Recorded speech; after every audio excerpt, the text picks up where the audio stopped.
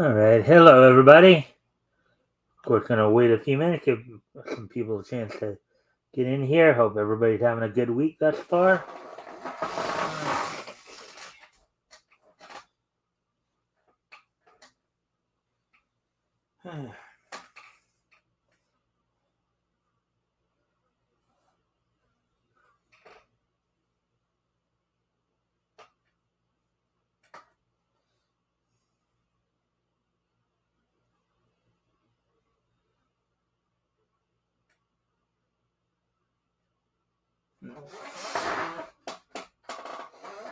Hong Kong Fooey, number one super guy. Hong Kong Fooey, quicker than a human eye. Chicken chong, chicken wong, wong, wong, bam, bam, wong, bam, bam, wong, bam, bam, bam. Hong Kong Fooey, it's terrific. Scooby Dooby Doo, where are you? We've got some work to do now. Come on, Scooby Doo, I see you, pretending you got a sliver. And you're not fooling me, 'cause I can see the way you shake and shiver. You know you got a mystery to solve, so Scooby Doo, be ready for your act. Don't hold back. And Scooby Doo, you're gonna have yourself a Scooby snack. That's a fact. Scooby Dooby Doo, where are you? We're ready and you're willing. And we can count on you, be Scooby Doo. You know we'll catch that villain.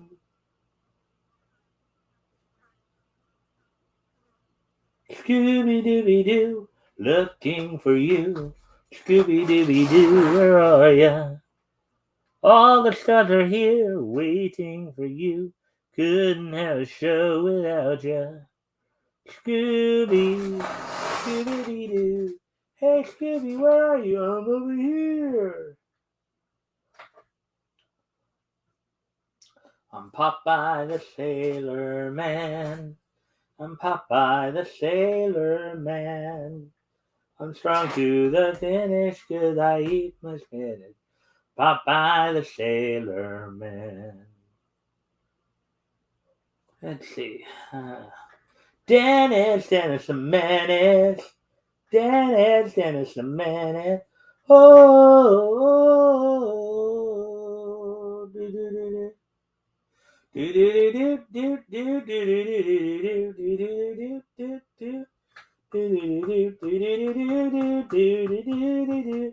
do do. On the great space coaster, get on board on the great space coaster. Off we go. Step on board, step inside. Going for a magic ride. Going to the other side. Only rainbows hide. On the great space coaster, get on board on the great space coaster. Off we go. Step on board, step inside. Going for a magic ride.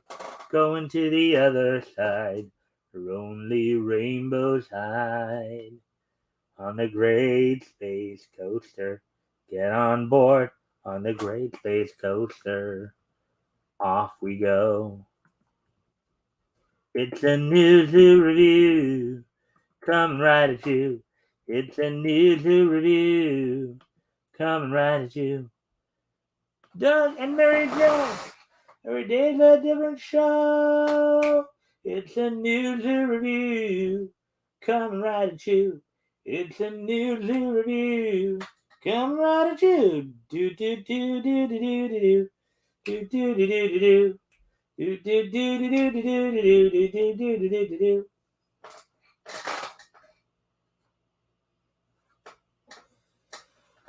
Let's see now. Pole position.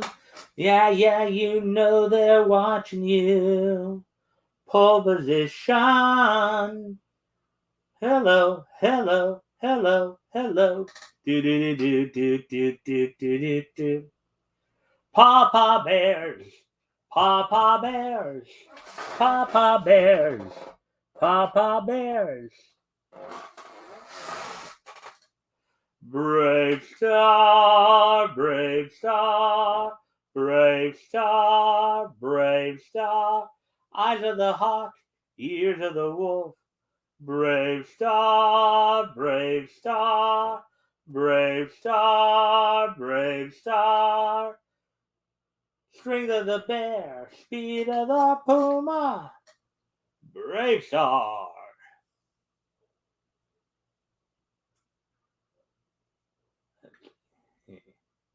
Like father, like son. You're always number one. Yeah, there's buddies, there's pals. You always seem to work things out. Can't you see they're two of a kind? Looking for a real good time? Report to the Goof Troop, and we'll always stick together. Yeah, we're the Goof Troop, best of friends forever. Yeah, we're the Goof Troop, and we always stick together. Yeah, we're the Goof Troop, best of friends forever. Now we're calling everyone. Come along and join the fun. Report to the Goof Troop. Wonder Woman, Wonder Woman. All the stuff that all the powers you possess. When you're fighting crime and you're doing the right. When you're fighting for the red, white, and blue. Wonder Woman, Wonder Woman. Wonder Woman.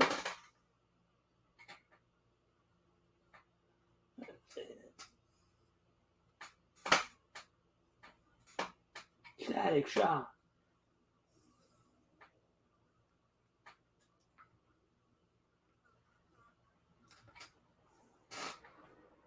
Let's see, what else? Everybody shout! Come on, let's hang out! It's time for the Groovies get together. You're gonna see how funny they can be.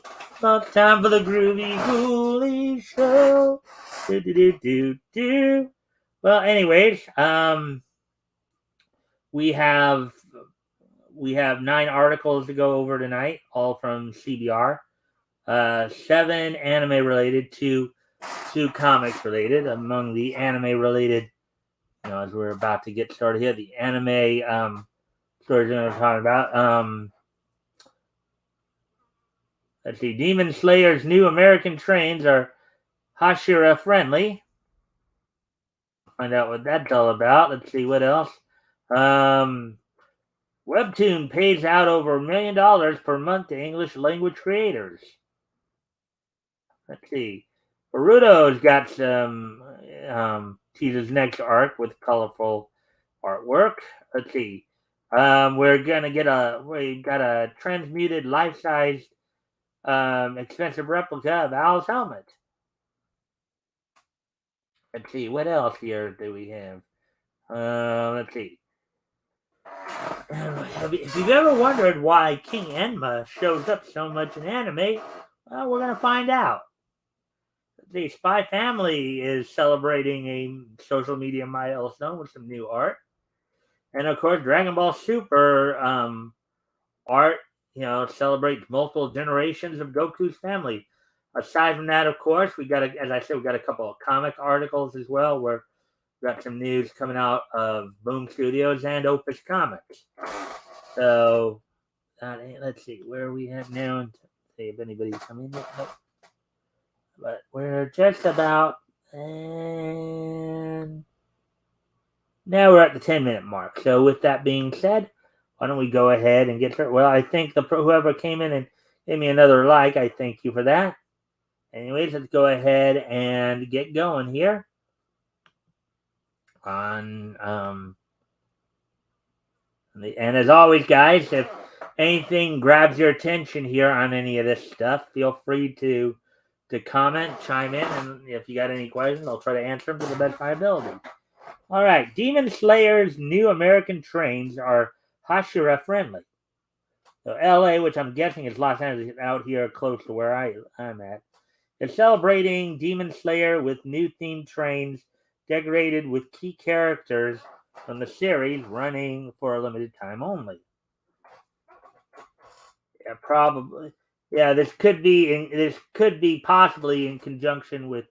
Oh, by the way, the article is by Brenna Lahner, published about. This could be. In fact, as I'm looking at the scene here, it may very well be. I believe this may be maybe in conjunction with Nisei Week. You know, down in Little Tokyo. So all right. The city of Los Angeles has teamed up with Demon Slayer for an unexpected promotion. The trains running from downtown LA to Santa Monica will now be adorned with decals of Demon Slayer's most popular characters. Fans of the series might recognize the significance of this choice of advertising, as the first Demon Slayer movie was set almost entirely on a train. Yep. Travelers don't have to worry, though. Unlike the titular locomotive from Demon Slayer Mugen Train, the LA trains aren't infested with homicidal demons. Well, that's good to know. Unless you count Los Angeles locals during rush hour traffic. Oh boy. The themed trains are available for a limited time only. Again, my guess is this is probably in conjunction with Nisei Week, which gets celebrated here in Southern California, kind of celebrating Japanese culture in Little Tokyo.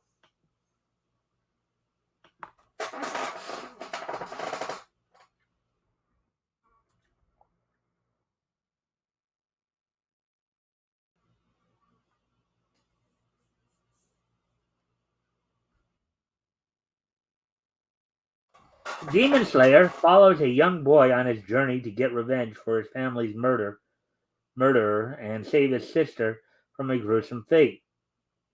After coming home one day to find his whole family slaughtered, Tanjiro Kamado falls into despair until he learns that his younger sister Nezuko um, has survived the attack. However, Nezuko is now transforming into a demon, just like the man that killed Tanjiro's family. Due to the bond between her and Tanjiro, Nezuko has managed to suppress her urge to eat human flesh. But Tanjiro is determined to turn his sister back into a human. With Nezuko's help, Tanjiro becomes a demon slayer who fights evil as he turns to find a cure for his sister.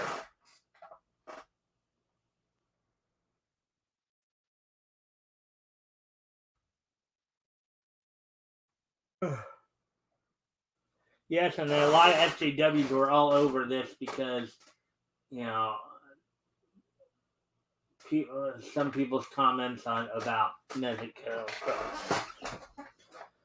Let's see. On his journey, Tanjiro befriended Zenitsu, a cowardly lightning wielder, and Inosuke, a man who was raised by boars. He also meets the 9 Hashira, the most powerful warriors within the Demon Slayer Corps, each of whom represent a unique combat style. Tanjiro and his friends are featured on art decorating the exterior of LA trains alongside each of the Hashira.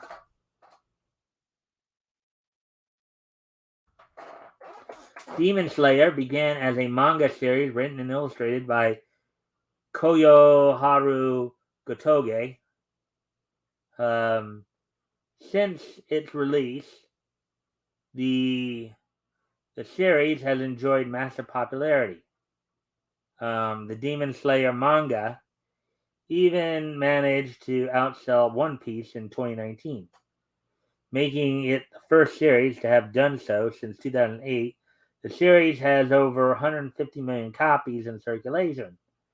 Demon Slayer's anime adaptation, which currently has 2 seasons and 1 movie, but also gained massive acclaim. Has also gained massive acclaim. Fans and critics have praised the series for its animation, story, and fight scenes. Yeah, the whole idea of the brother trying to save the sister from basically, becoming a full demon. That is a touching story right there, if you think about it. The Demon Slayer movie, Mugen Train, made box office history, becoming the second highest grossing anime film in the US. It is one of the most popular manga anime series released in recent years.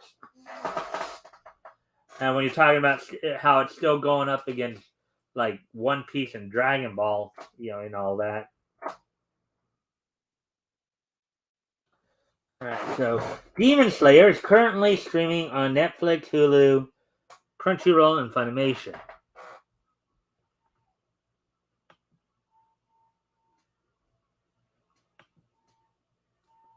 Alright.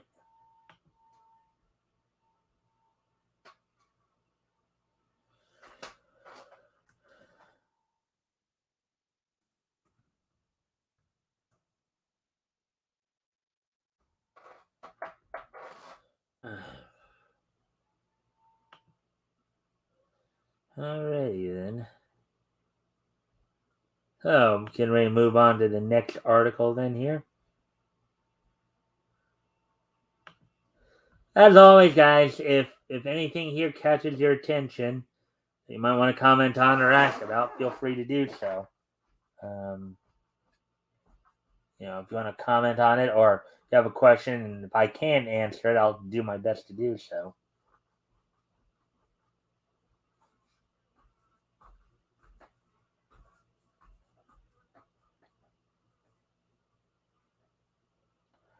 Anyways, get ready to move on to the next article then here.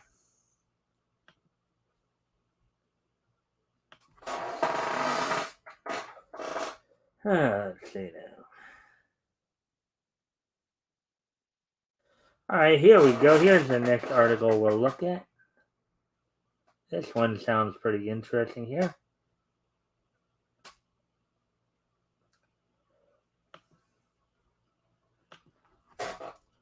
Webtoon pays out over $1 million per month to English language creators.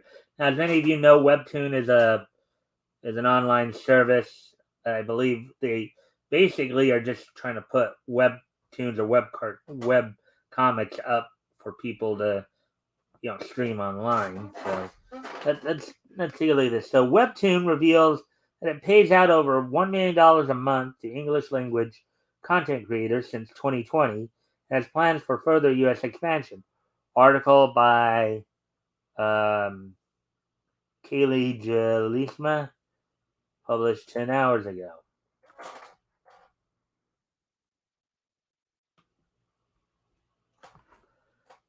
Right, so there's some Webtoon art right there.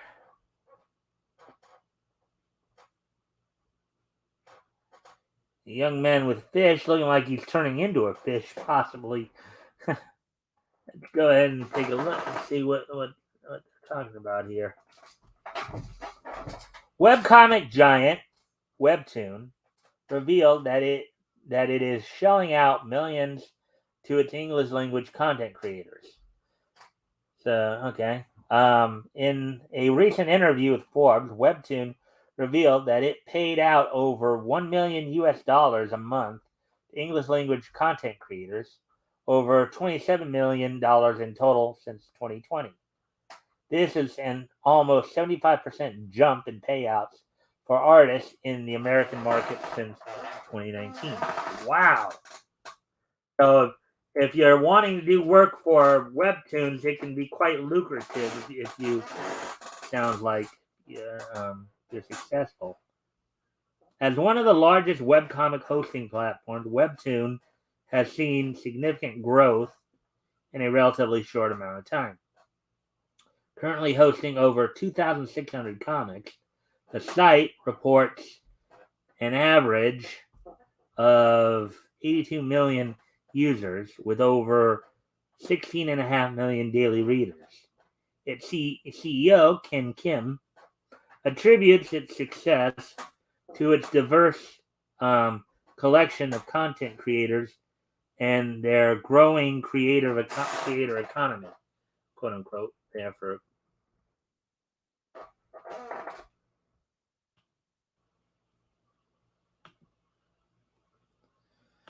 well, anyways,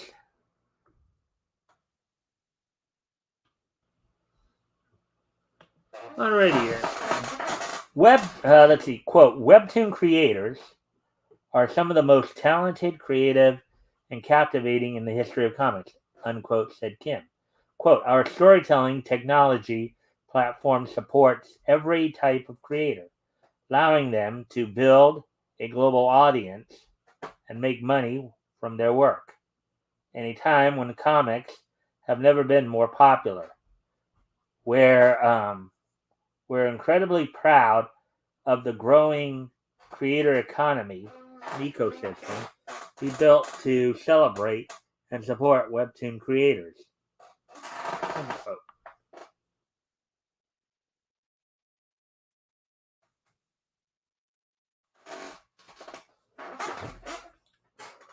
Artists have multiple ways to earn money from their work on Webtoon. The site allows creators to monetize using TV, book, and film deals and offers income through on-site advertisements. The Creators 101 program instructs creators to sign up for the ad revenue sharing program once a comic reaches 1,000 subscribers and 40,000 monthly page views, which allows them to share up to 50% of the revenue from ads on their pieces.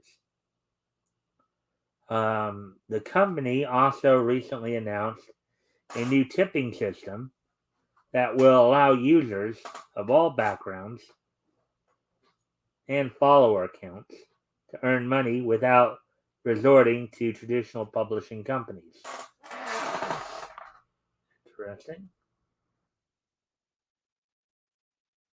Let's see if anybody has come on to chime in yet. Nope. I'm still on here. Anyways.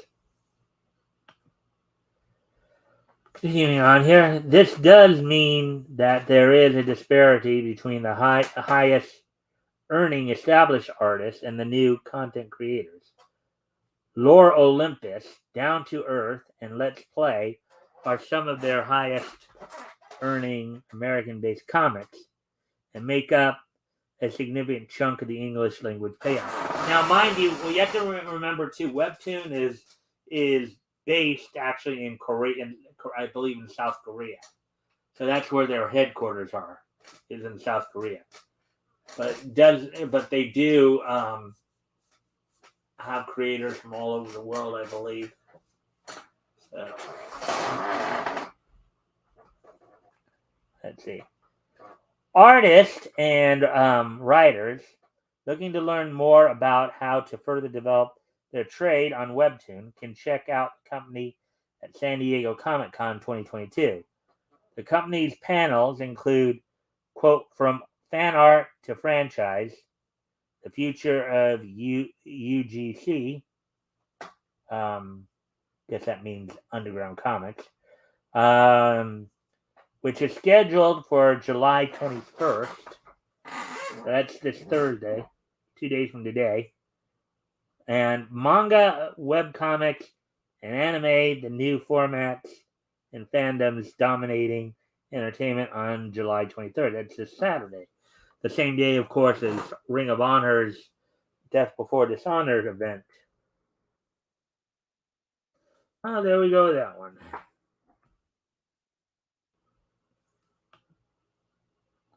Be prepared to move on to the next comment. Let's see if there's any. Oh, we got somebody else here. Hello. Glad to see you here, and thank you for the like and share. Hopefully we can get some more friendly people in here. And again, if anything grabs your attention, feel free to comment or ask about it. And if I can answer the question, I'll do so, as long as, of course, it's pertinent and appropriate.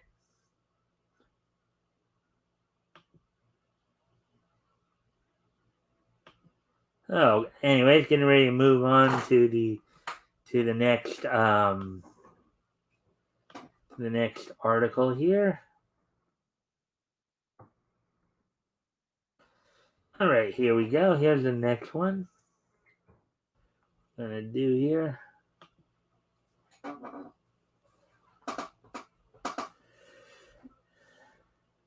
don't. Oh wait, did I even remember to share? You know something? I just realized I was reading these and forgot to probably share a lot of it. Share the first two articles there. Hey, Lorenzo. Oh wow. Talk about absent-minded, huh? Or just being so into what you're doing that you forget an important step. Actually, no, maybe I did have at least one of the I'm tired, but wanted to stop by and say hi and give you well, thank you, Lorenzo. Try to stick around if you can. Maybe you'll see something here that will grab your attention. Hopefully we can get some more people in here and maybe we can strike up some conversations. Anyways, getting on with this then.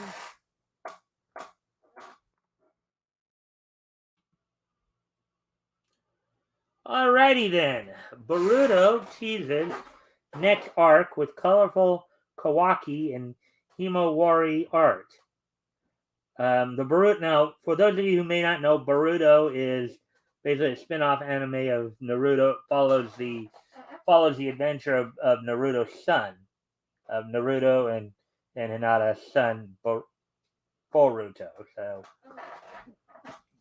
Anyways, the Boruto anime teases the beginning of a brand new arc with new art of the conflicted Kawaki and his adopted sister Himawari. Naruto Next Generation.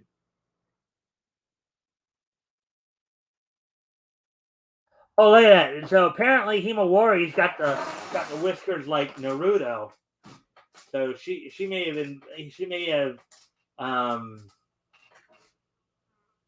have picked up her mom's hairstyle and of course the Byakugan from her Hyuga side of the family, but she's also got her father's whiskers there, it looks like. Didn't notice that before, but anyways. New art has been released for the Naruto Next Generation's upcoming anime original arc. As reported by Comic Natalie,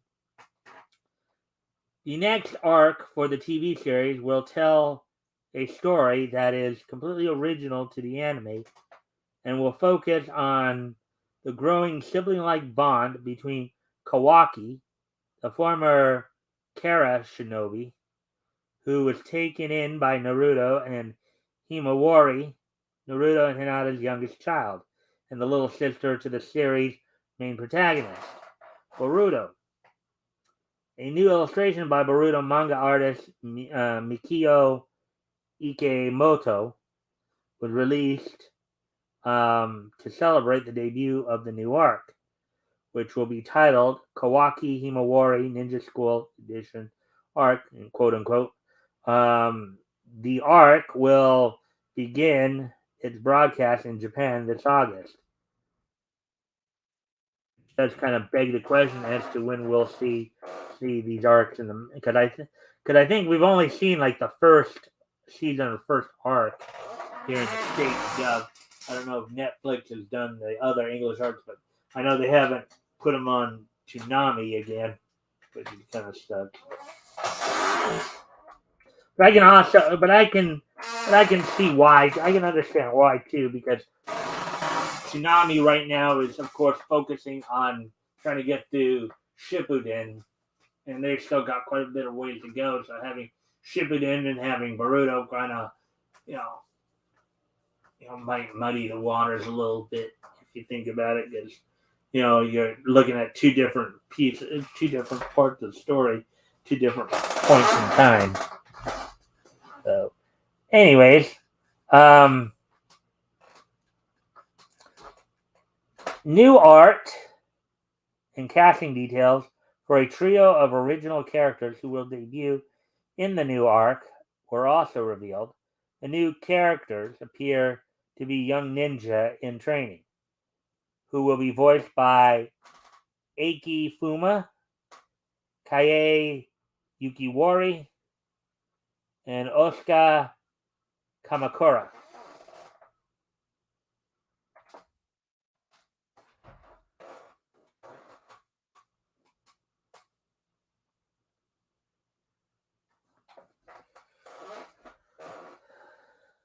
So 20 years of Boruto's dad.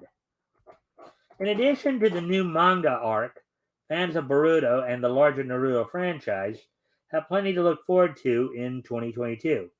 In addition to the ongoing manga and anime, the series producers have teased a number of events related to the 20th anniversary of the original Naruto anime premiere, which I believe the original premiere was back in 2002 in Japan, even though it didn't come about till 2006 here in the States, I believe. Let's see. At the most recent Jump Festa event in December 2021, a new logo for the series, which shows the titular ninja at different stages of his life, was unveiled. The event also revealed a beautiful new illustration for the anniversary, which shows a young Naruto being comforted by his adult form, who had finally achieved his dream of becoming Hokage. Special panel dedicated to the anniversary will also be held at this year's San Diego Comic-Con. I got some manga being represented at the Comic-Con.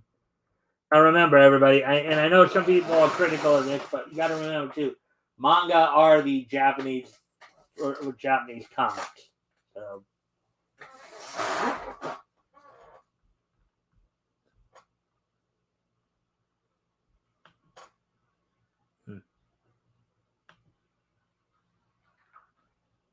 Anyways, as we continue on here, let's see. The Naruto franchise began with a manga by Masashi Kishimoto, which first leapt into the pages of Weekly Shonen Jump in 1999. The series is the fourth best-selling of all time, with over 250 million copies in circulation. Kishimoto's manga series was adapted into two separate anime series, the original Naruto and its post-time skip continuation, Naruto Shippuden, which are both available for streaming on Netflix, Hulu, Crunchyroll. And Shippuden is being shown on Toonami on late Saturday nights. So I just want to stay up till like 2 o'clock in the morning, basically till 3 o'clock in the morning to watch, right now. I think last week may have been the last. They had been shown for the last few weeks. They've been showing 2 episodes a week, 2 and 2:30. But now I think they're going back to showing 1 starting next week. This week they got a special thing going on with Primal, so I don't think I think they're going back to 1 episode a week. Yeah.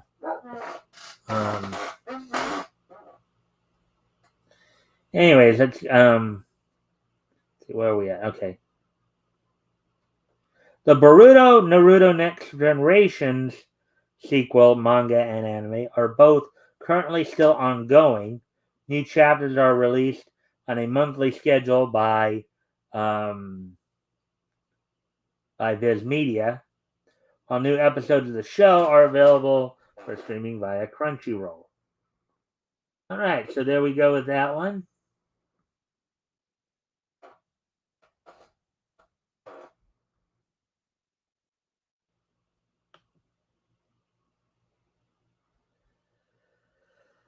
Okay, so let's see now. Here's the next one we're going to look at. Set that up. Let's see if there's anything you guys want to ask me or that as of yet. Let's see now. I'll be right back. I'm going to step away from the computer for a moment just to go get some water. Maybe use but I'll be right back. I'll turn some music on to entertain you guys while I'm away.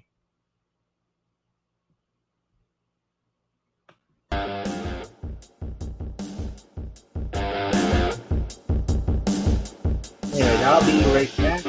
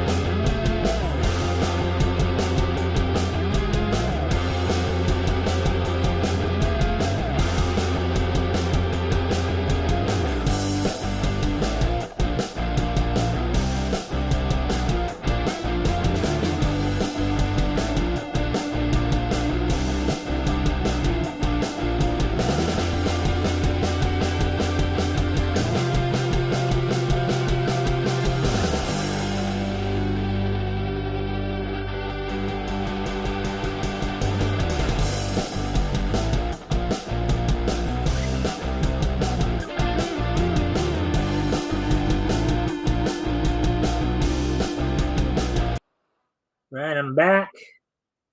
Ah,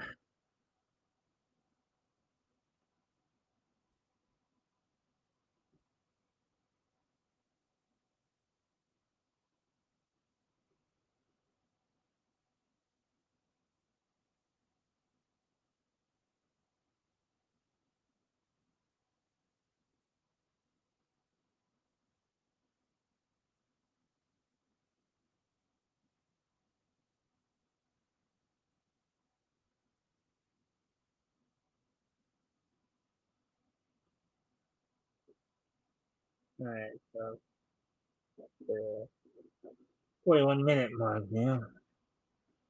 And then we move on to the next article here. It should be like the fourth article, I believe. All right.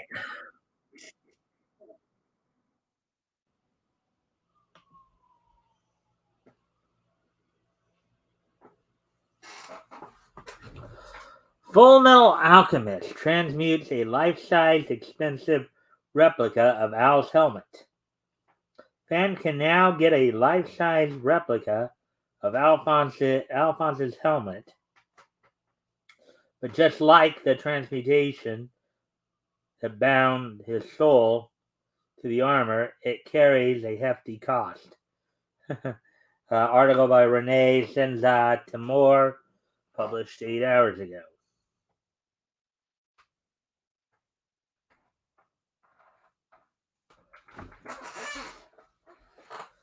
Full Metal Alchemist fans can now purchase the 1-to-1 replica of Alphonse Elric's armored helmet. The helmet has been created by Iron Factory, a Japanese company that is known for its quality metalwork. According to translations of the helmet's listing on Iron Factory's website, provided by Hypebeast, the product weighs roughly 11 kilograms. It should be what? 24, just over 24 pounds, 24.2 pounds, which is equal to about 24 pounds. The helmet comes with a detachable eyes and a wooden storage box decorated with the transmutation symbol that Edward Elric used to bind his brother's soul to the armored suit. The band of hair that protrudes from the top of the helmet is also present. Currently, the listed price is 165,000 yen, which equals roughly $1.97 US dollars by current exchange rate. Wow. So, oh wait, is that no wait? I'm sorry, 1,197 US. I thought that was only $1.97. My bad. Read that wrong. Those who plan to purchase the helmet, keep in mind that they will need to wait at least 3 months after placing their order for the helmet to arrive.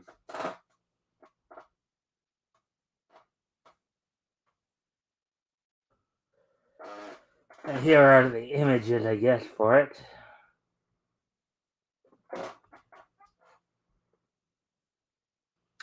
And guys, feel free to, like, if you have any comment, you have anything you want to add to the conversation. Hey, Rick.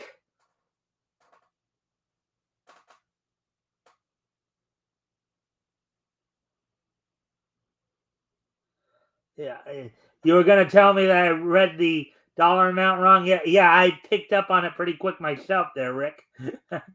And thank you for the like and share. See if we can get some more friendly people in here. There's 3 of us in here now, so that's good. Yeah, if you guys have anything you want to comment on or ask about, feel free to do so. You know, of course, as long as it pertains to what we're talking about here. Anyways, continuing on with the article here. To recreate Al's helmet, Workers at the custom metal factory must take liquefied stainless steel that has been heated to 1,700 degrees Celsius and pour it into a 3D modeled mold. A computer-generated image of this mold is displayed on Iron Factory's website.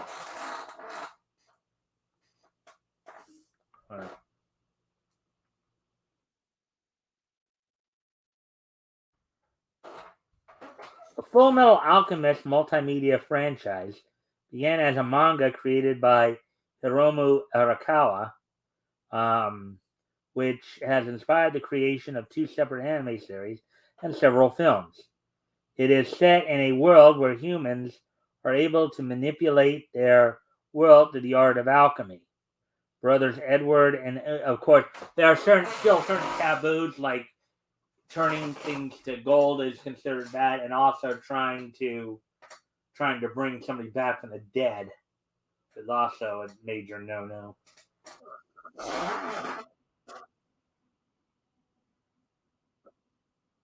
Let's see. Anyways, let's see. Brothers Edward and Alphonse Elric attempt to use alchemy to bring their deceased mother back to life, only to be met with horrific consequences. With Ed losing an arm and a leg, and Al losing his entire body. The 2 brothers then set out on a journey to restore their bodies to the original state, while along the way forming the plans of those who abuse alchemy for their own twisted purposes.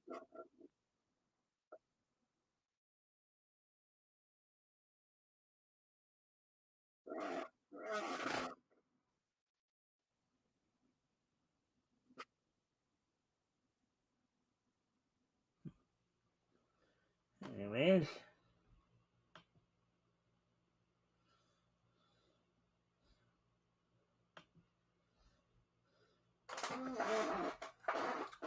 Arakawa's hit manga celebrated its 20th anniversary last year, and this year saw the release of 2 live-action films for the franchise: Full Metal Alchemist, The Avenger Scar, and Full Metal Alchemist, The Last Transmutation. The films debuted in Japan on May 20th and June 24th, respectively. So, yeah, about a month ago for that second one. And they are sequels to the live-action Full Metal Alchemist film released in 2017, with each film adapting one part of the manga story. While The Last Transmutation covers the exciting final arc, the film did poorly upon its debut, only earning around 70 million yen or 551,027 US dollars in the first 3 days in theaters.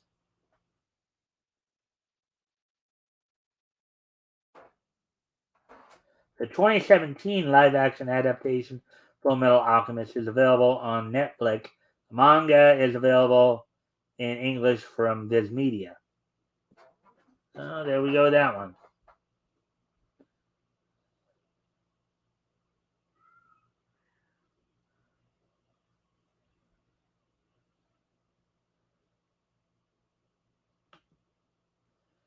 Alrighty then, so there's that one. Let's see. If there's anything new you guys are saying? Nope, not yet, I guess.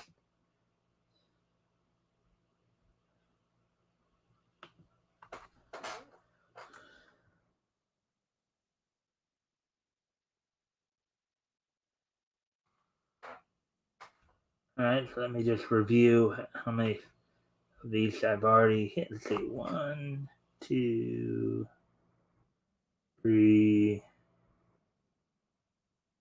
We're already halfway through the anime stories. So the thing is about this site, these stories I usually read through pretty quickly. Alright, so here's the next article that caught my attention that we'll cover tonight.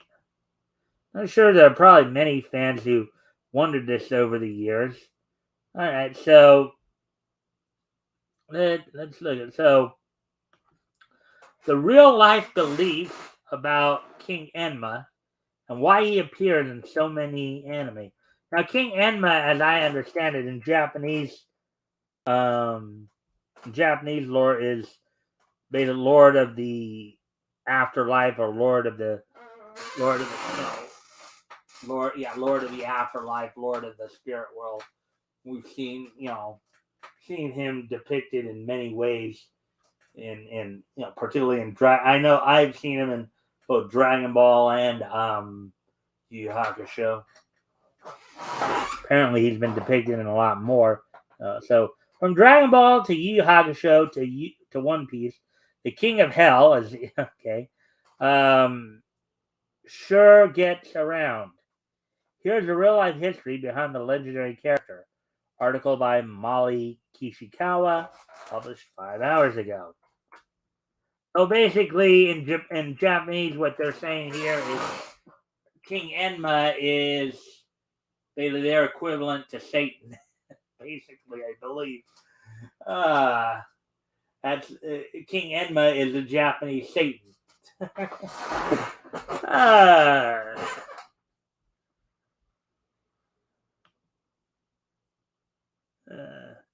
Figured, Rick, you would have had something to say about that.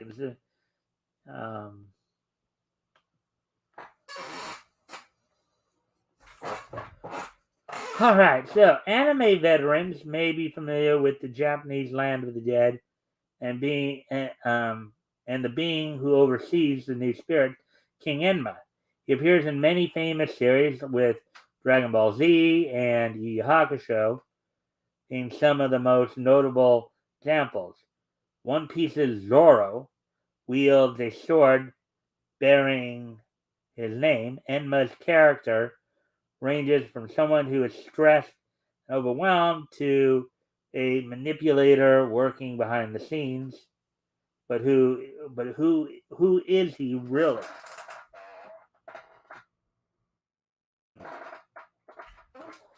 The legend of King Enma begins in Hinduism with the Vedic god called Yama. He is a deity associated with death, justice, and the concept of dharma, or righteousness, quote unquote, though there is no direct English translation for the word.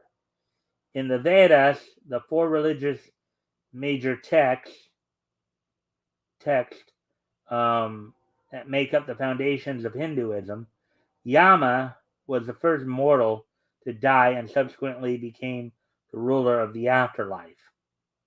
He is one of the oldest Hindu deities and is also the protector of the Southern Division. So in Hinduism, Yama, basically, here's the thing. Yama was the first human to die, so therefore he was able to sit there and establish his own kingdom because there's nobody else to tell him otherwise. It's like basically you're thrown out into basically like, just imagine this. Imagine you're thrown out into a desert and told, okay, make a civilization from this. It's basically what happened.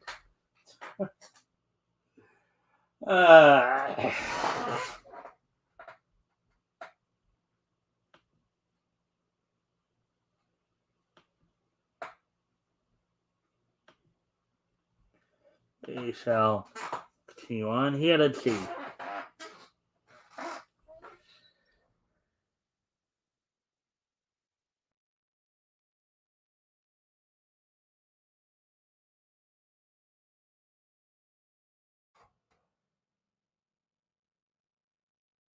Oh, and there's a picture of King Enma from Yu Yu Hakusho right there. And there's Botan, who in English was voiced by Cynthia Krantz in the Funimation dub of Yu Yu Hakusho.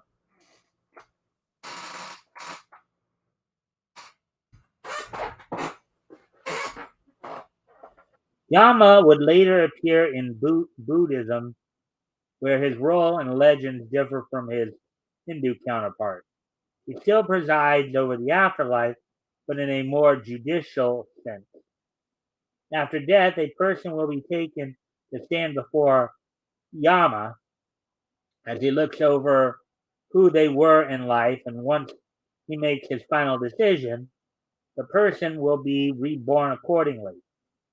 So, in this case, in Buddhism, Yama, you might compare Yama almost to the Christian Judeo God almost, in terms of he judges the afterlife, but instead of sending you to quote unquote heaven or hell, he just sends you back in another form according to Buddhism, anyways. Some Canaans believe there are multiple Yama who preside over different hells. And again, we did see some of this too in Yu Yu Hakusho, particularly when Toguro was getting ready to let's see. The modern Theravada Buddhist incarnation also sends warnings to humans in the form of natural disasters, old age, or illness, to remind them of what awaits them in death should they not consider the karmic consequences of their actions in life. Karma is essentially a law of cause and effect in many Indian religions, including Buddhism and Hinduism, where one's action in this life will determine whether they are reborn into happier lives or horrible lives, either on earth or sent to one of many heavens or hells. This concept is shown in anime through Dragon Ball's heroes and villains in particular. Yeah, in other words, you basically you see. I remember in Dragon Ball Super when Goku was trying to go recruit Frieza, and Frieza was sitting there all tied up and had to sit there and endure listening to fairies singing to him and being all lovey-dovey towards him. He did not care for it whatsoever. He was one of the nastiest villains on Earth, and then so his hell is basically having a bunch of cute little fairies all basically adore him and pay him all more attention than he really wants. Oh boy. Uh,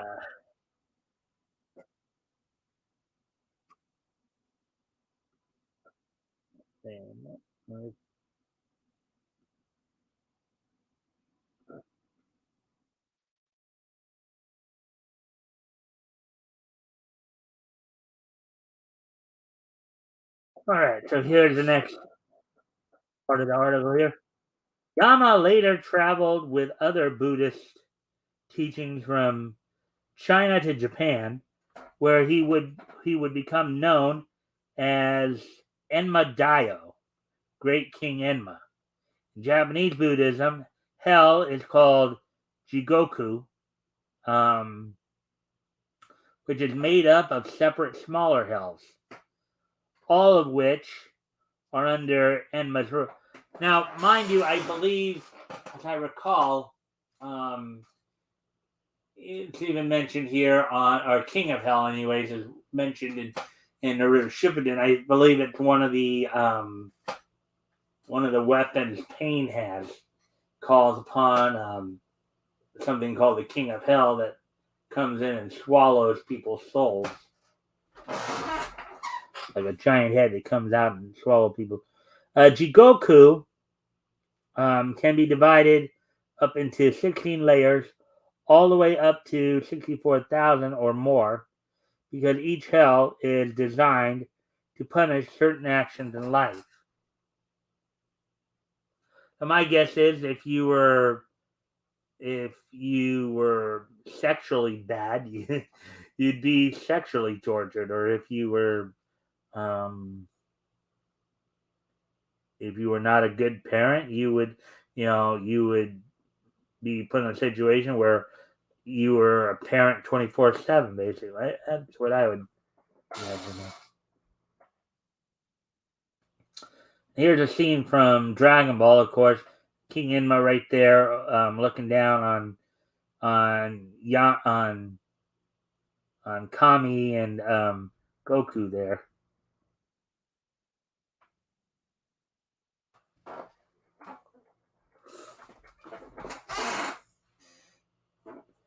The amount of time a person spends in one of these hells is determined by their actions in life, but mostly remains unknown.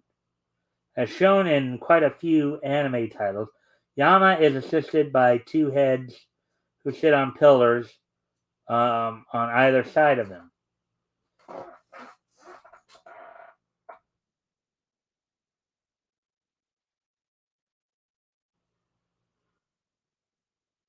All right.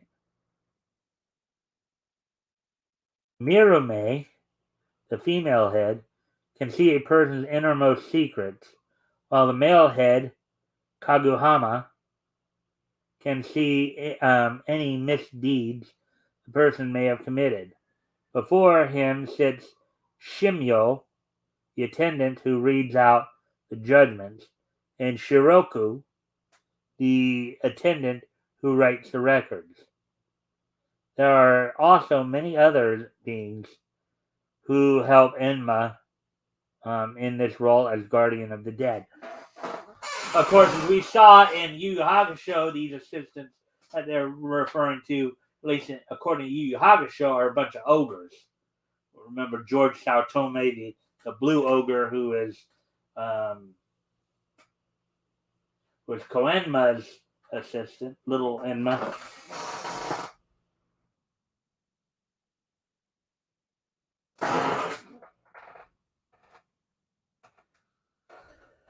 Alright, Enma is often depicted wearing traditional Chinese government official robes and can be traced to the Tang Dynasty. He is also shown to wear a scowl or intense anger on his face. Yu Yu Hakusho's King Yama is a good animated example, though it is said he actually deeply cares for the souls of the dead. While he is known by Enma Daio, this is not his true identity. His true form, or Honji, is Jizo Bosatsu, who is a protector of children and travelers and guards the underworld. It is common to see statues of Jizo along roads, particularly near schools and graveyards. There we go with that one.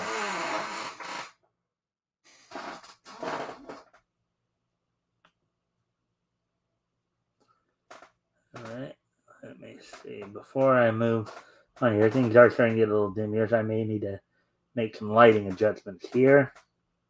So I'm going to step away for a moment.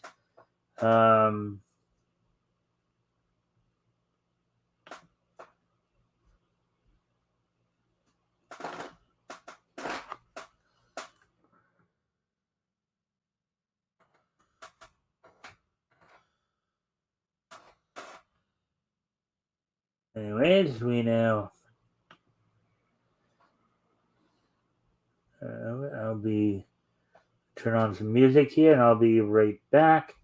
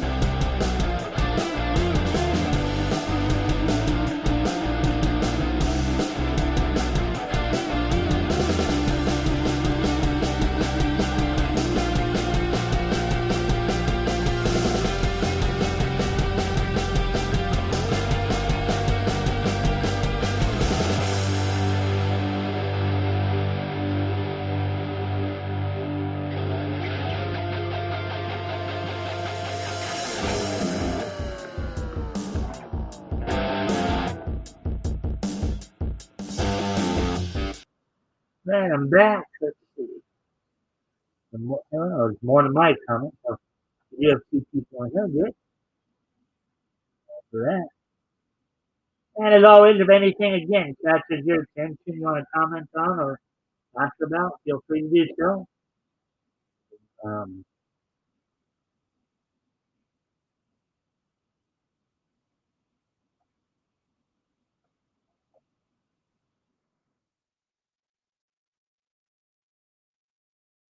yeah, there's couple more anime articles to go through, and then a couple of comic articles.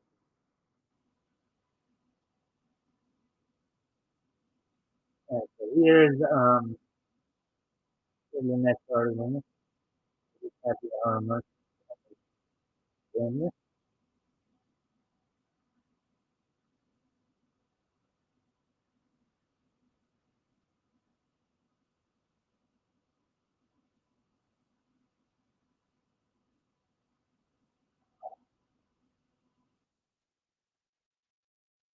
All right, the Spy Family celebrates social media milestone with new art. New Spy Family artwork has been released to honor the fans of the hit anime, which has now acquired over 1 million Twitter followers. Wow. Article by Renee Timor, published 5 hours ago.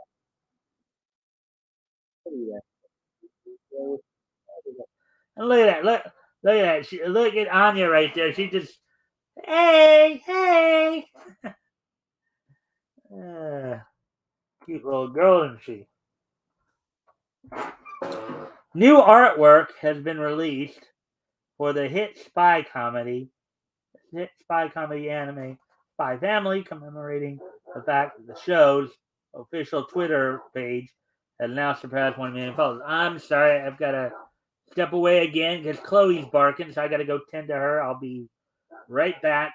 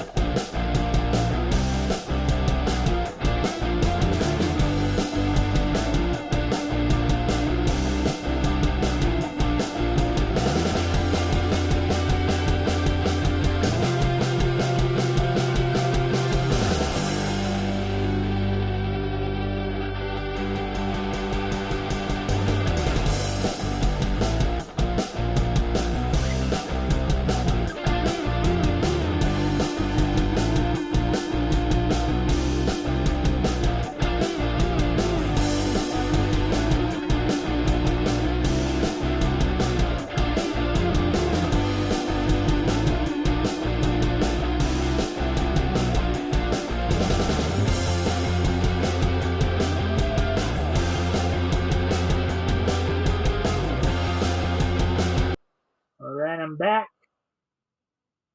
Let's get into the article here. All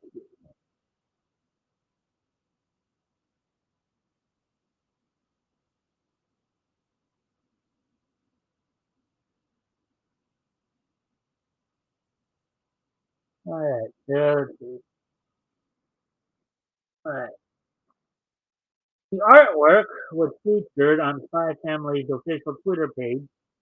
Um, depicts the iconic child telepath Anya Forger.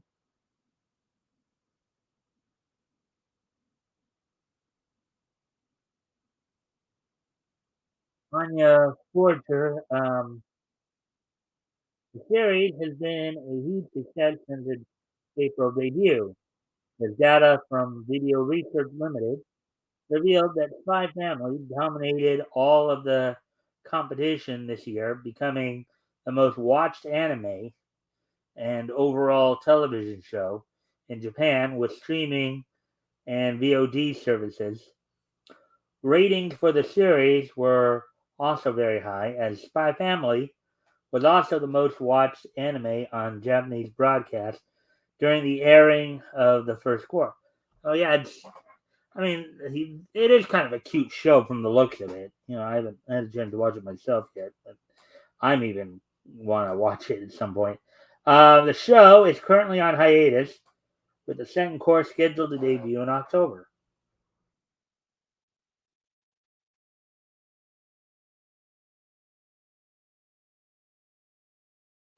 There's Anya again. It's welcoming you into her world.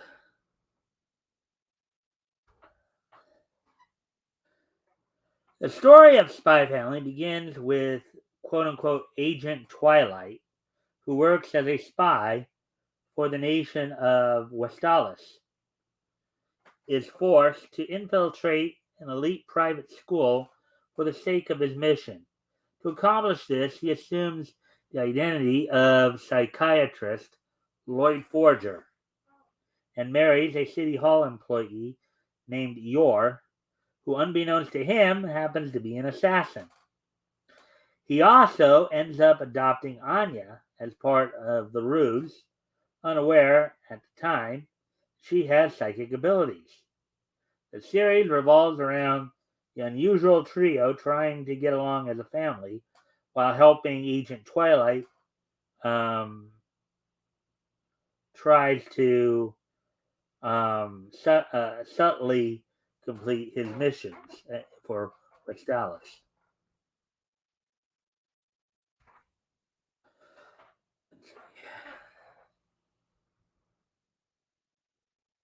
Spy Family Anime is being produced through a collaboration between Wit Studios, who's known for Bubble, Attack on Titan, and Cloverworks, known for Fairy Tail 2018.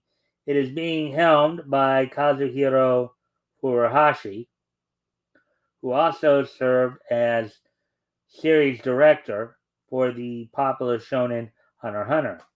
Anya, Yor, and Lloyd are played by Atsumi Tanizaki, who was in Fruits Basket 2019, Sayori Hayami, who was in Ruby, and Takuya Iguchi, who was in Konosuba, God's Blessing on This Wonderful World, respectively. So, there we go.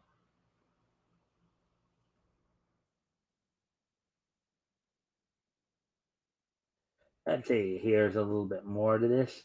The Spy Family was originally a manga created by Tatsuya Endo. The series debuted back in March 2019 and is currently being serialized bi-weekly in Shueisha's digital magazine Shonen Jump Plus.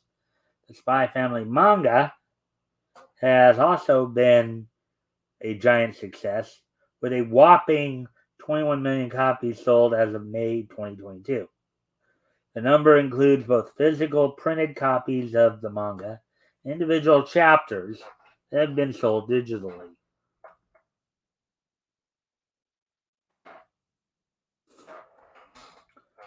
The first part of Spy Family, which consists of 12 episodes, can be streamed on Crunchyroll. Viz Media has made the manga available in English, releasing chapters through both the Shonen Jump app and Manga Plus app as they come out in Japan.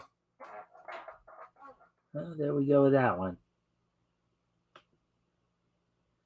And I do think we have one more article to kind of go through here on the anime section for moving on to the comic stuff.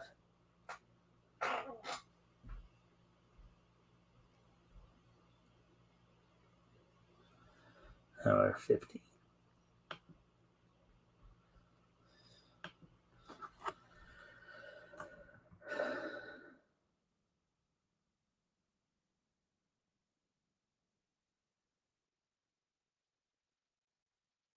Alright.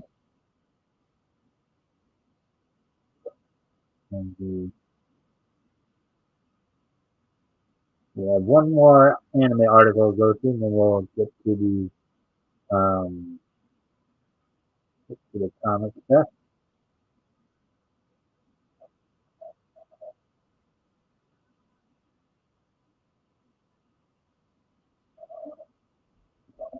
Dragon Ball Super art celebrates multiple generations of Goku's family.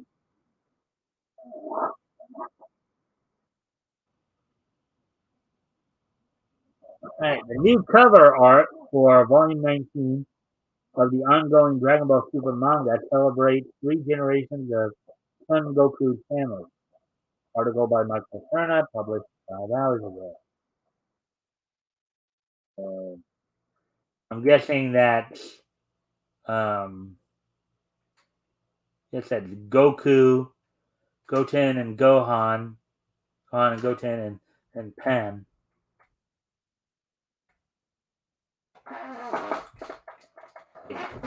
Bardock and his descendants are depicted in a surprisingly heartwarming new piece of Dragon Ball Super arc.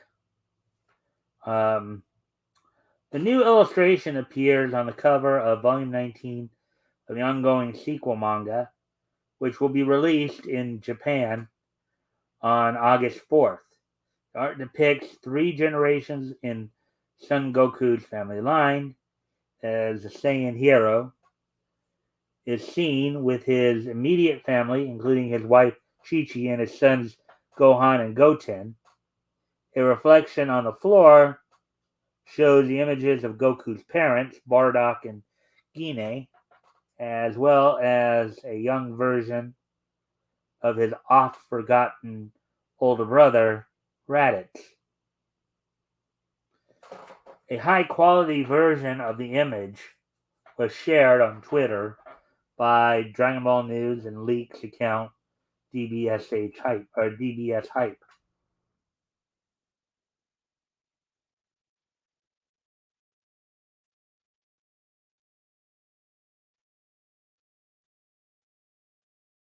All right, at least now we know what they were showing.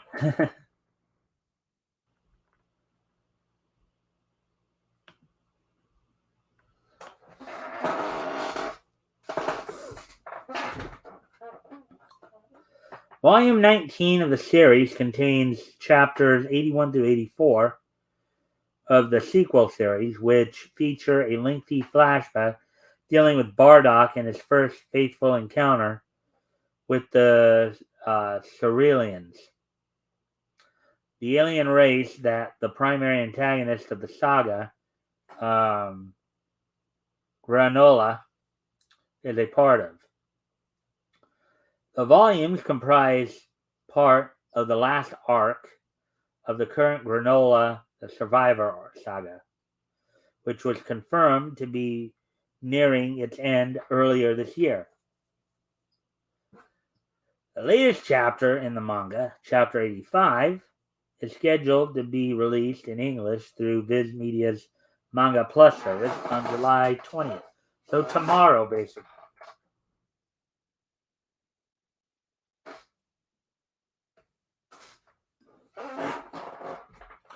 While the manga is reaching the end of one saga, fans are hoping that a new beginning for the Dragon Ball Super TV series will be announced soon. Rumors are about the continuation of the 2015 anime series swirled since the beginning of the year, when series producer Akio Iyoku teased that there'd be more animated Dragon Ball to look forward to outside of the series' latest movie. Dragon Ball Super Superhero, which will be released in the United States on August 19th. Many fans took this message as confirmation that the anime series would indeed receive a new season, an idea that was further corroborated when reliable Dragon Ball leaker at DBS Chronicles posted a report that stated that the series would return with new episodes sometime in 2023. Since the original Super Anime went off the air in 2018, the manga has completed publication of the Galactic Prisoner Patrol saga, which has yet to receive an animated adaptation.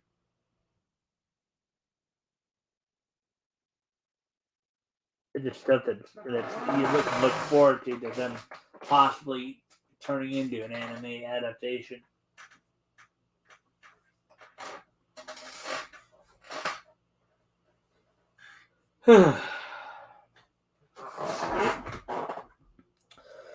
Let's see. Dragon Ball Super manga is written by series original creator Akira Toriyama and features art by his protege Toyotaro.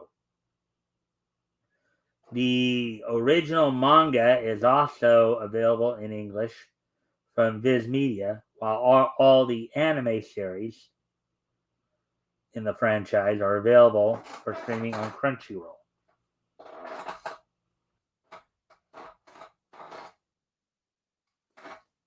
Alright, so anyways.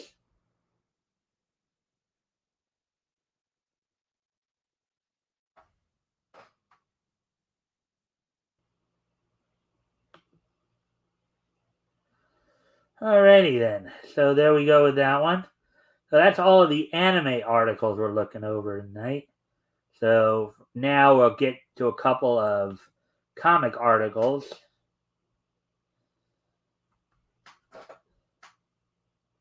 Comic news articles here. Let's see, where are we at on time? Hour 23. So yeah, we're doing good on time then.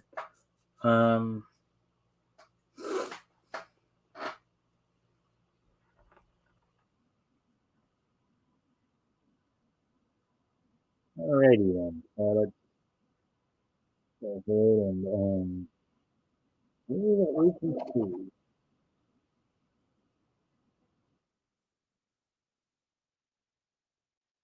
So, yeah.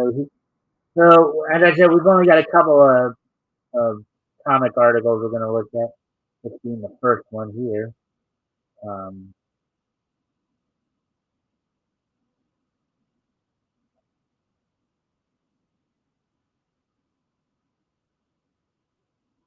All right.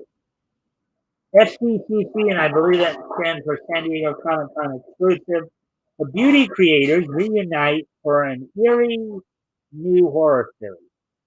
The Beauty Creators, Jeremy Hahn and Jason A. Hurley, team up with artist Jesus Hervas for a new horror series at Boom Studios, The Approach. Article by Brennan Swerve, published 12 hours ago.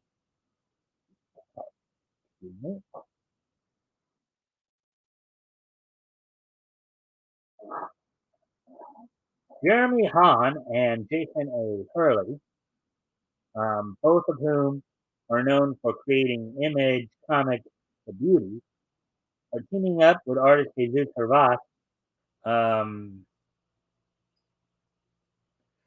for a new horror series at Boom Studios, The Approach.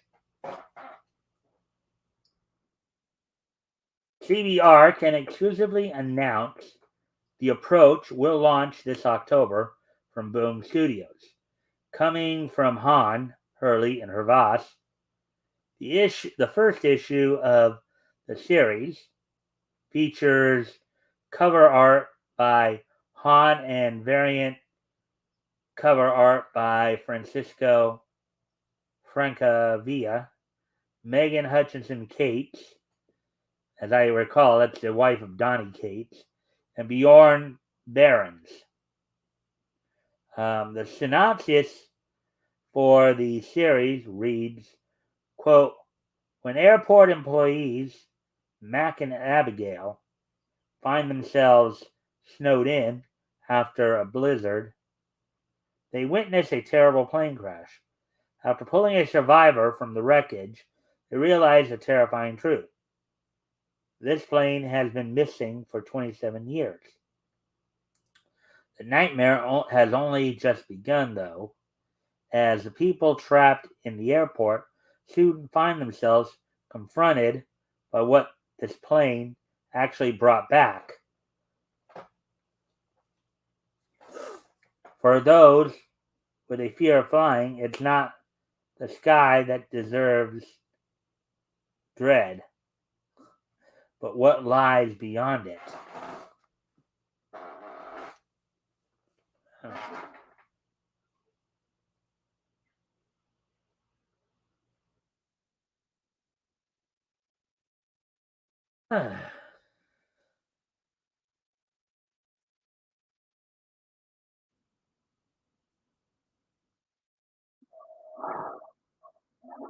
Han is known for co-creating The Beauty, the horror series he launched with Hurley at Image Comics in 2015, so like 7 years ago. Han is also known for his work on Boom Studios' Red Mother, Comixology's 42nd, Image's The Realm, DC's Batwoman, Constantine, and Wolfman, a anthology, okay, collected launch, a anthology collected launch on Kickstarter, and more. Quote, the approach is the story of a plane that crash lands at a small regional airport in the middle of a snowstorm after being missing for 20 years. And the horrible plane that came back with it, unquote.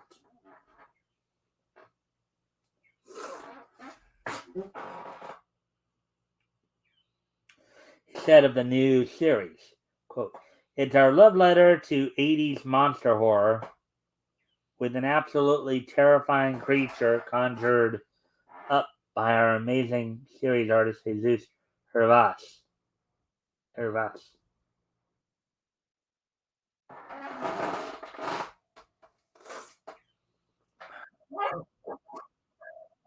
Quote, it's been exciting to work with Jeremy and Jason.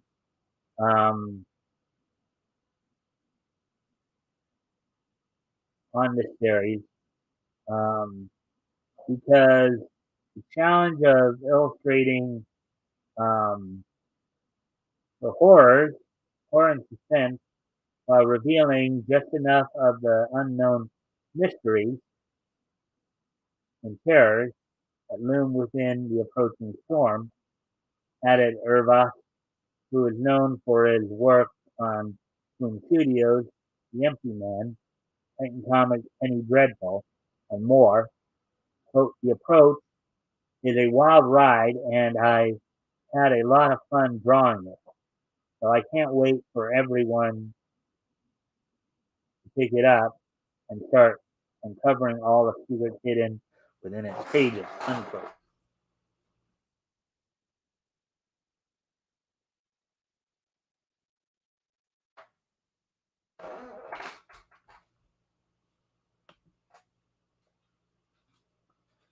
All right.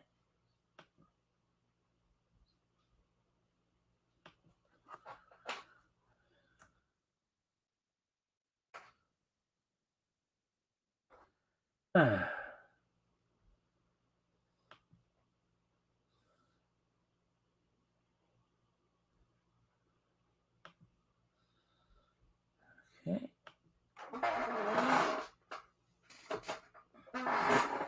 Boom Studios editor Elizabeth Bray said fans can expect a truly haunting experience when reading The Approach this fall.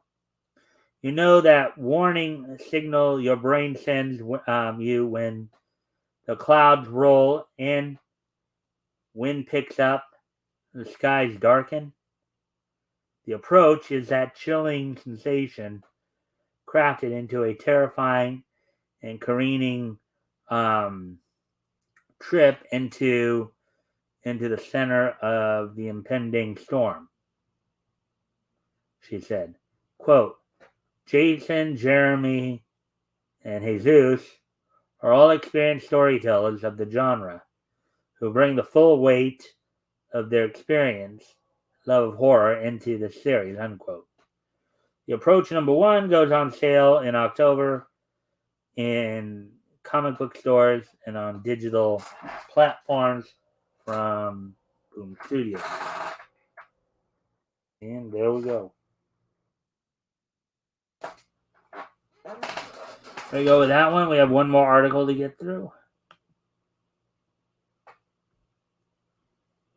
Hello, you fool, I love you.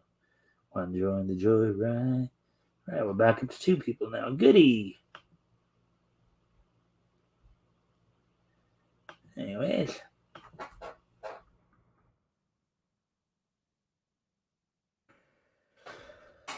All right, and here's our last article we're going to be reading tonight.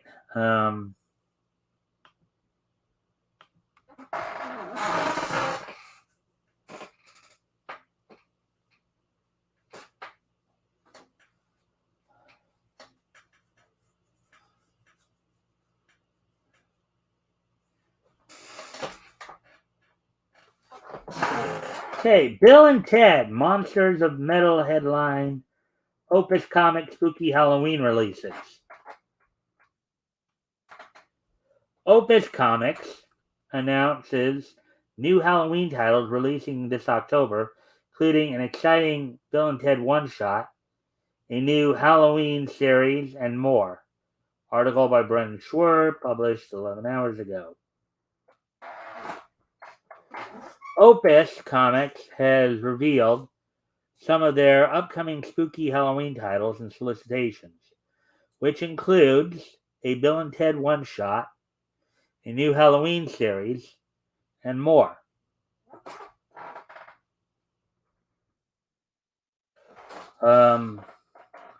Opus Comics, the publisher Frank Frazetta's Death Dealer, Joe Satriani's Crystal Planet, and more, revealed the first round of its Halloween 2022 offering. Already, we're 3 months away and they're already talking about Halloween.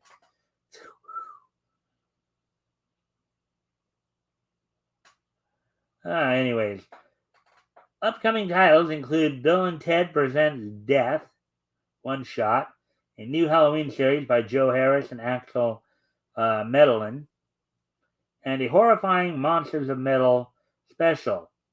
All 3 titles come in a 40-page oversized format for the price of $6.66 each.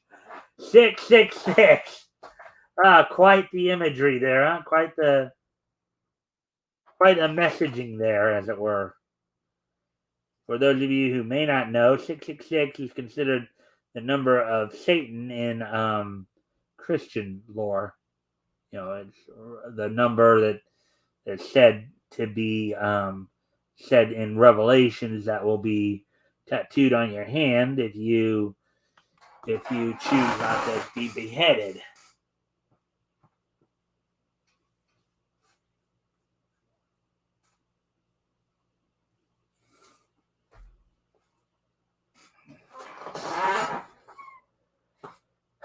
Quote, there's no denying our rock and roll roots, and Halloween is just about as metal as you can get, quote, unquote, said Opus Comics and Incendium founder Lexi Leon. Quote, these books reflect both our values and our commitment to the medium, so we hope fans enjoy them as much as we did creating them. Previously announced October releases from Opus Comics include Cradle of Filth #4, Joe Satriani's Crystal Planet #5, Eternal Descent #2, Evanescence Echoes from the Void, number 3, and Frank Frazetta's Death Dealer, number 6.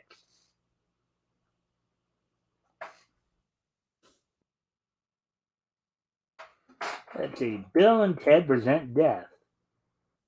Written by Eric Burnman and John Barber.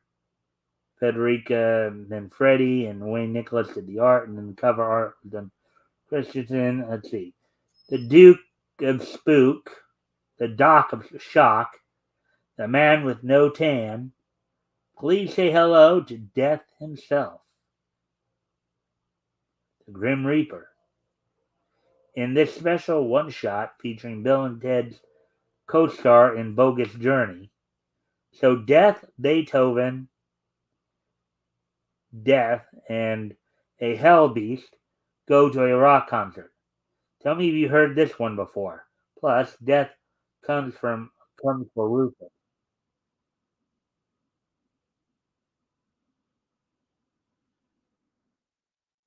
The retailer for 6,000 40 pages, hard cover, in the shop for the fifth. Alrighty then, so there we go. Halloween number 1 of 3, by written by Joe Harris, art by Axel Netherland, and to Catholic with cover art. Pumpkin fans unite. Quote, Seekers of the Seven Keys, unquote, explores the iconic cast of characters depicted on album covers from the legendary German heavy metal band known as, quote, Godfathers of Melodic Speed Metal, unquote. The mystical Seven Keys have been lost, and the Keeper wants them back. But he's not the only one looking. And when teenage siblings stumble upon the quest, they embark on a 1980s style science fiction fantasy adventure filled with the horror tropes, campy characters, and throwback humor for which the band is known. 31 pages of story.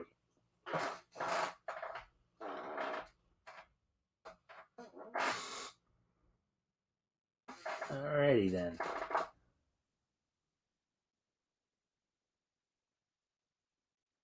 Monsters of Metal.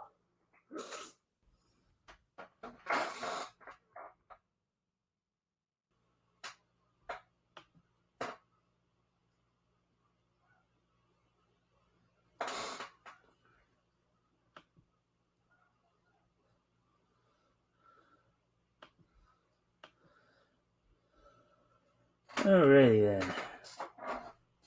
Let's see. Jason, written by, this is Monsters of Metal, written by Jason Howden and Lexi Leon. Art done by Luis Garanga. Ryan Christensen doing the cover art.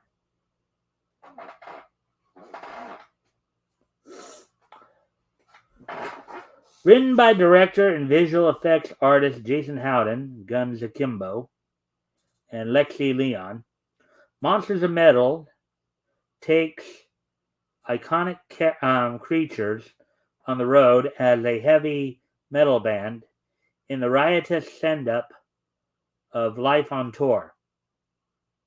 Choose your favorite of 5 different character covers by Ryan Christensen, or put together an entire band, 31 pages of story.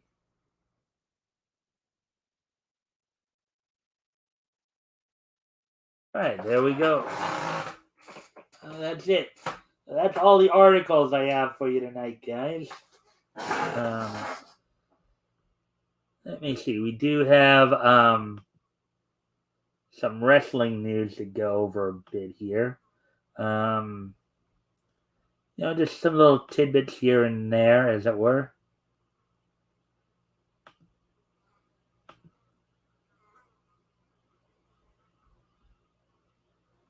First off, on the WWE side of it, of course, Kevin Owens made his return to Raw last night, hosting the Kevin Owens show. And of course, WWE is continuing to build up towards SummerSlam, not this weekend, but next weekend, with another match being added from the ones we've already been talking about, as Bianca Belair will apparently be defending the Raw Women's title against Becky Lynch. So both women's title, the Raw and the SmackDown women. So now you have Bianca Belair defending against Becky Lynch, Liv Morgan defending the SmackDown women's title against Ronda Rousey. We've also been talking about, Austin Theory constantly teasing the possibility of cashing in Money in the Bank.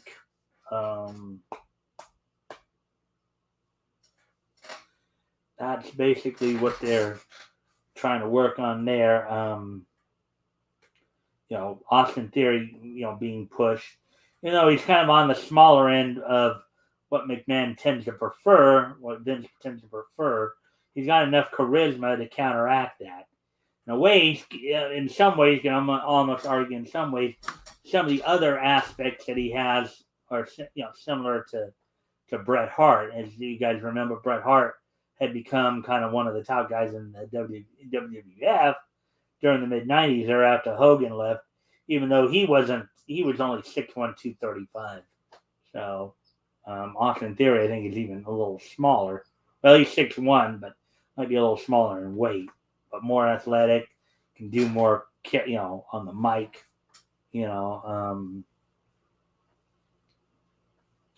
So yeah, they're building towards that. Let's see. Now, there's some other interesting AEW news too. One of the things that came out today, one of the top pieces of news. Oh, one of the other WWE news items too. So now it looks like Edge will be making his return on next Monday's Raw, or the 25th, the July 25th Raw, after being basically booted out of the Judgment Day, and they've been floundering ever since. Now he'll be making his return this coming Monday, and it looks like we have a. Oh wait, no, that's coming on May. Anyways, also Rey Mysterio Jr. is coming up on his 20-year anniversary with the company, and there's been some talk that WWE may just plan to spoil it. They just seem to like using him as a whipping boy. Anyways, that's enough of the WWE, so let's get back to the AEW. So there's a couple of interesting news items that came out today regards to AEW. One of them is apparently there's a YouTuber that has accused Aubrey Edwards of doing a DMCA on him under an assumed identity. It's not just simply doing, getting DMCAs is bad enough, but when you have somebody who's actually hiding behind an identity doing it, then it's becomes even a bit more of a problem. So somebody has accused Aubrey. Now, for those of you who don't know who Aubrey Edwards is, she's the lone female referee for AEW.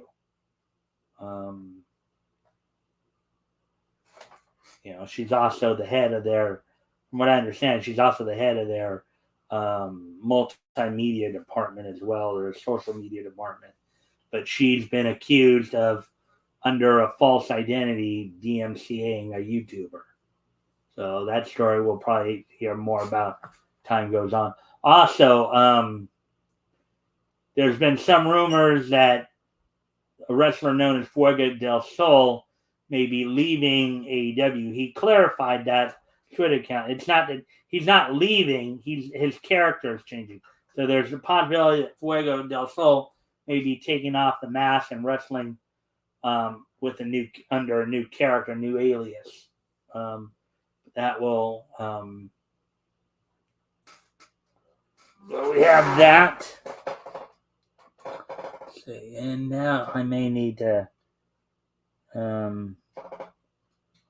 I'll be right back as I need to just do some lighting here now. Be right back.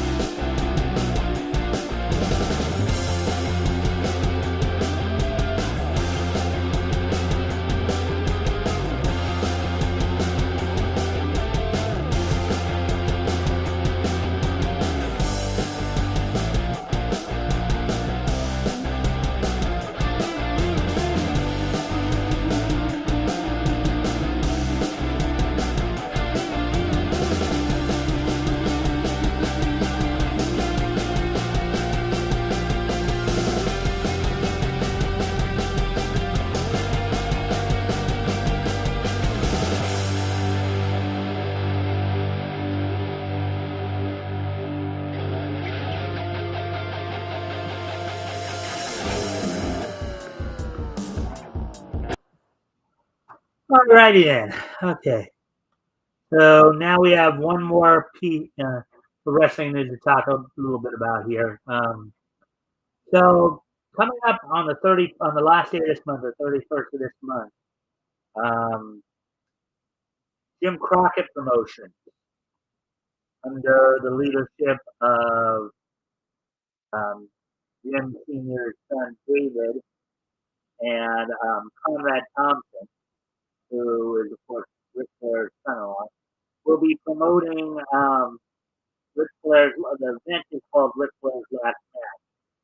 They're doing it from I think a Starcast wrestling convention being held in Nashville at the Nashville Fairgrounds. Uh,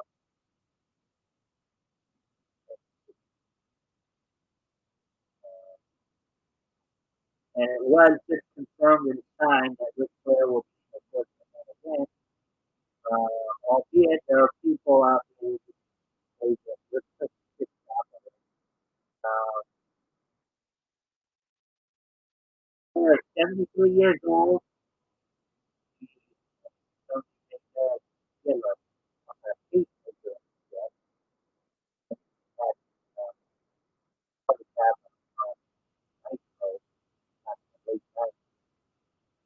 also going into this match apparently with a broken foot. So this event will be shown on Fight that day. Actually, it's for the national national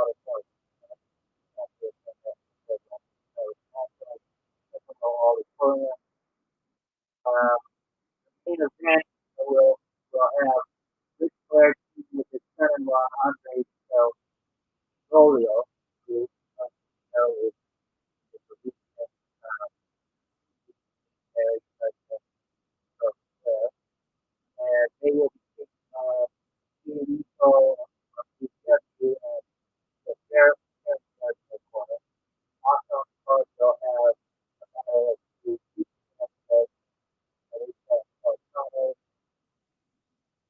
and Otis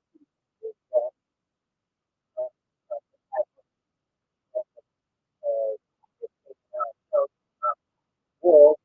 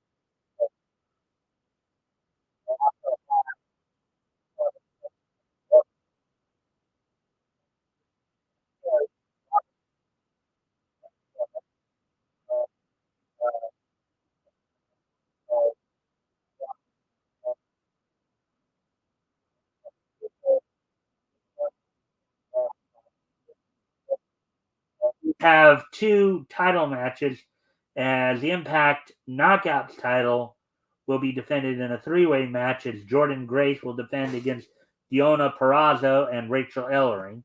For those of you who may not know, Rachel Ellering is the daughter of Paul Ellering, the famous manager of Road Warriors, Legion of Doom for many years. And in the other title match, the Impact World Champion Josh Alexander will be defending against Jacob Fatu. So that's the card that's going into on the 31st. And with that, we're pretty much done with the news.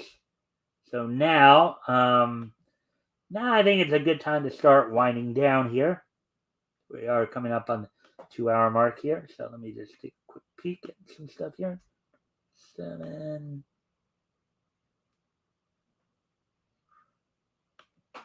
All right, 47, and okay. All right, so without any further ado, unless you guys have anything you want to ask or say, we'll start to wrap up here. We'll do so at first by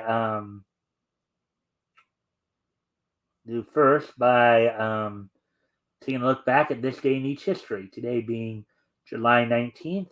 Let's take a look back. This day in each history. History.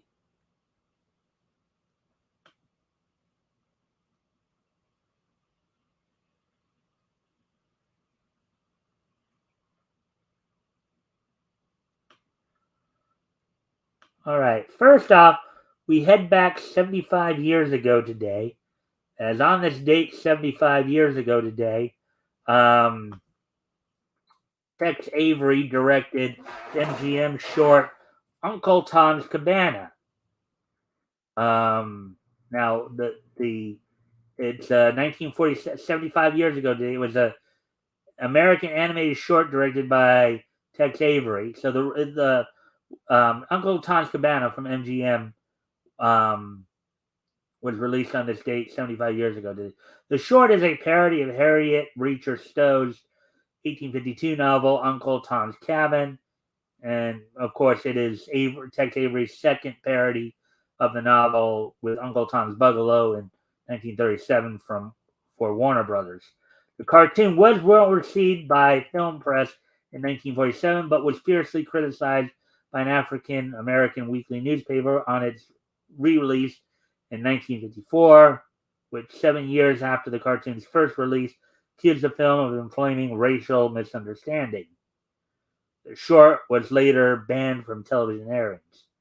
So on this date, back in 1947, Uncle Tom's Cabana, MGM, was released on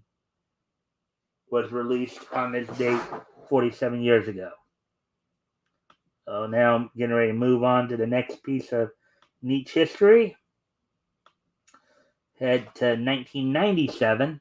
First off, as on this date in 1997, it's kind of funny how we were talking how on RJ stream we got around to talking a little bit about ECW, because on this date in 1997, 25 years ago today, from from the ECW arena, Viking Hall, whatever you want to call it, in Philadelphia, on this date 25 years ago today, ECW held its Heatwave event on this date in 1997. The main event saw in a Jerry Lawler team with Rob Van Dam and Sabu to go to a no contest with Rick Rude, Sandman, and Tommy Dreamer. This was at the height of the ECW USWA feud that was also played out in the WWF at the time with Jerry Lawler from his commentating spot with the WWF calling ECW like trash wrestling and all that, while ECW was would be crashing the event on a number of occasions here. So you saw that in a steel cage weapons match, the ECW World Tag Team titles were on the line. The Dudley Boys defended against the Gangsters, and the Gangsters would capture the title from the Dudley Boys in that match. Terry Funk would retain the ECW World Heavyweight title on that match. Taz would retain, Terry Funk would retain the World Heavyweight Championship over Shane Douglas at that event via DQ. Taz would retain the ECW World Television title over Lance Storm. Bam Bam Bigelow and Chris Candido, representing the Triple Threat, would defeat Balls Mahoney and Chris Chetty. John Kronos would defeat Pablo Marquez. And a 3-on-2, and to open up the night in a 3-on-2 handicap match, Mikey Whipwreck and Spike Dudley would defeat Jason and PG-13. Anyways, I'm sorry, I'm gonna step away from the computer again because Chloe's barking again. So I'll be right back. I'll leave you guys some music to entertain you while I'm away.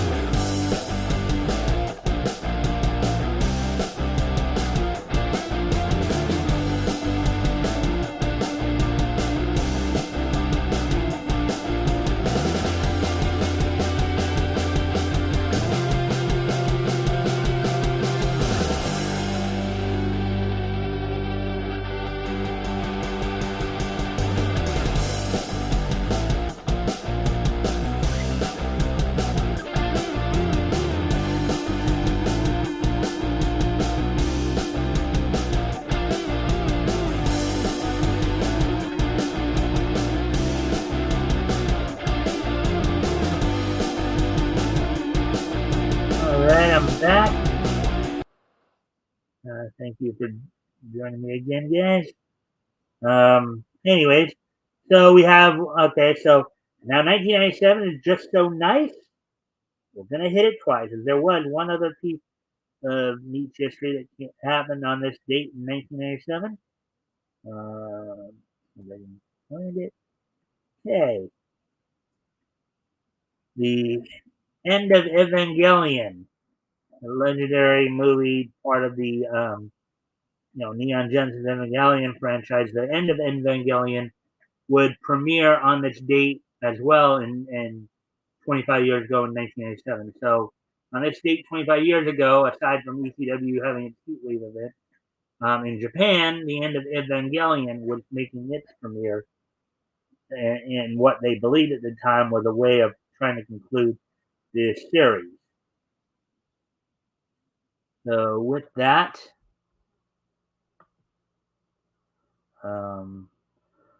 we have one more piece of Nietzsche history to go over before we finish up.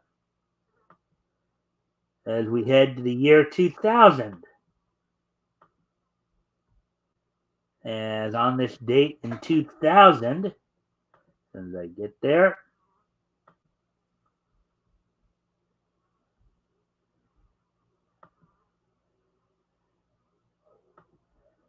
Dark Horse would release the 10th issue of Spy Boy on this date in 2000, which of course was 22 years ago today.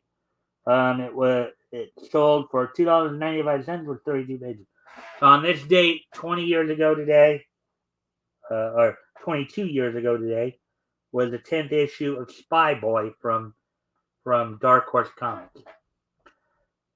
That's all that I have for you tonight, guys. I thank you all for being here. Wow, we got back up to 3 here.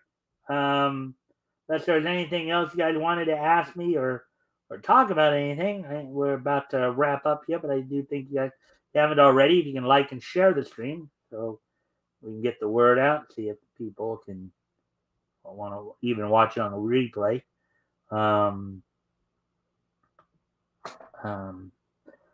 Yeah, so anyways, don't forget this Friday I'm going to have Shadowhawk from Shadowhawk Talk on as my co-host as we continue our look back to March of 1939. This week we'll be focusing in on comics that went on sale in March of 39 from David McKay Publications and Fox Feature Publications. We'll be seeing one of the earliest instances of DC becoming litigious in terms of trying to protect their rights to Superman. Also, hope to see everybody back here tomorrow for more Nietzsche news. So until then, bye.